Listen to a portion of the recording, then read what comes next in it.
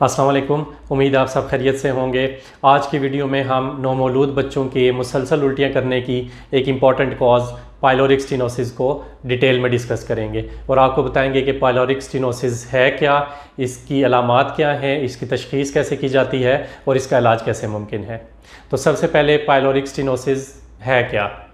Normally जैसे ही बच्चा feed करता है, फीड उसके मैदे में जाता है तो मैदे का रास्ता जो कि छोटी आंत में खुलता है उसका नाम है पाइलोरिक कैनाल। उसको पाइलोरिक कैनाल या पाइलोरस कहते हैं। तो इस पाइलोरस का या पाइलोरिक कैनाल की थिकनिंग की वजह से, इसके मसल्स की थिकनिंग की वजह से इसका जो रास्ता है, मैदे का रास्ता जो कि छोटी आंत में खुलता है वो नैरो हो जाता है, वो पतला हो जाता है, उससे फीड गुजरना मुश्किल हो जाता है। तो इसको पाइलोरिक स्टेनोसिस कहते हैं। इसकी अलामात क्या हैं और नॉर्मली ये प्रेजेंट कब करता है।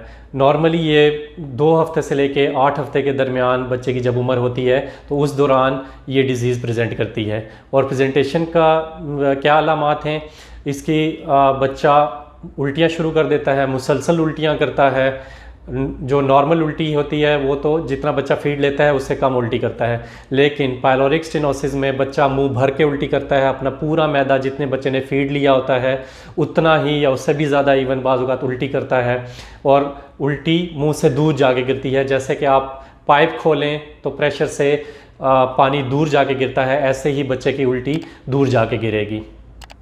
दूध फेंकेगा और बाज़ औक़ात फटा हुआ दूध बच्चा बाहर फेंकेगा और जैसे ही बच्चा उल्टी करेगा तो उसके बाद फ़ौरन बच्चा दोबारा से फीड मांगना शुरू कर देगा और बच्चा मुसलसल भूखा रहेगा, बच्चे का वज़न गिरना शुरू कर देगा।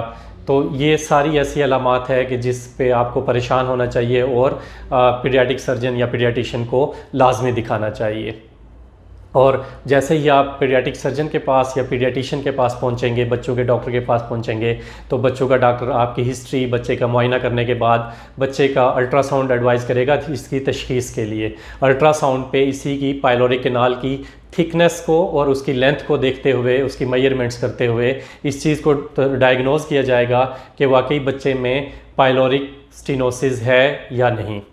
और अगर इसमें भी तशख़ीस करना मुमकिन ना हो सके किसी भी वजह से तो फिर बच्चे को रंगीन दवाई पिलाकर उसके एक्सरेज लिए जाते हैं जिसमें देखा जाता है कि वाकई मैदे का रास्ता तंग है या नहीं।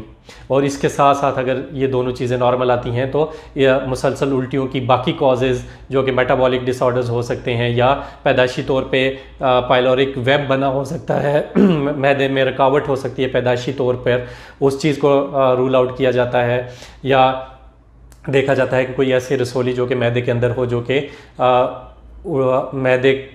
मैदे को खाली होने में रुकावट हो, उन सब चीज़ों को देखा जाता है। और अगर बच्चे की तशख़ीस हो जाती है पाइलोरिक स्टेनोसिस की तो फर्दर इसका जो इलाज है इनिशियली उसको दाखिल करके बच्चे की पानी की कमी भी दूर की जाती है, क्योंकि मुसलसल उल्टी की वजह से बच्चे को पानी और नमकियात दोनों की कमी हो जाती है। तो बच्चे के पानी की कमी को दूर किया जाता है ड्रिप के ज़रिए, IV फ्लूइड्स के ज़रिए, और इसी तरह नमकियात को दूर किया जाता है। टेस्ट करवा के देखा जाता है कि नमकियात की कमी तो नहीं है। जब ये दोनों कमियाँ, पानी की कमी और नमकियात की कमी दूर हो जाती है तो पाइलोरिक कैनाल को खुला करने के लिए इसकी सर्जरी परफॉर्म की जाती है, क्योंकि इसका इलाज जो पाइलोरिक स्टेनोसिस का है वो सर्जरी ही है, सर्जरी के अलावा इसका इलाज मुमकिन नहीं है। तो सर्जरी 2 तरीक़ों से की जा सकती है कि कैमरा डाल के, कैमरे के ज़रिए लेप्रोस्कोपिक, और ओपन मेथड से जो पाइलोरिक कैनाल है उस रास्ते को खुला किया जाता है। मसल जो हाइपरट्रॉफी हो चुके हैं, जो थिक हो चुके होते हैं, उनमें कट लगाया जाता है ताकि पाइलोरिक कैनाल खुली हो, उसका प्रेशर कम हो और फीड ईज़िली मैदे से छोटी आंत की तरफ चला जाए। और सिंपल प्रोसीजर है और सेफ़ प्रोसीजर है और इसके सक्सेस के चांसेस काफ़ी ज़्यादा होते हैं। हाई सक्सेस रेट है इस प्रोसीजर का। तो जैसे ही प्रोसीजर किया जाता है उसके बाद बच्चा आहिस्ता आहिस्ता 2 से 3 दिन के अंदर फीड टॉलरेट करने लगता है। उल्टियों की फ्रीक्वेंसी और क्वांटिटी कम होती जाती है और आहिस्ता आहिस्ता बच्चा अपना वज़न गेन करना शुरू करता है। तो ये कुछ बेसिक चीज़ें थी पाइलोरिक स्टेनोसिस या बच्चे में, नौमौलूद बच्चों में, ख़ास करके 2 हफ्ते से लेके 8 हफ्ते के दरमियान की उम्र के बच्चों में मुसलसल उल्टियों की क्या वजह हो सकती है और इसका इलाज कैसे मुमकिन है। उम्मीद है आपको आज की इस वीडियो में पाइलोरिक स्टेनोसिस या बच्चे के मुसलसल उल्टियाँ करने की वजह समझ आ गई होगी। और अगर आपके बच्चे में, आपके जानने वाले किसी बच्चे में इस किस्म का मसला आता है, बच्चा मुसलसल उल्टियाँ करता है, तो उसको फ़ौरन पीडियाट्रिशियन, बच्चों के स्पेशलिस्ट या बच्चों के सर्जन को लाजमी दिखाएं। Thank you so much.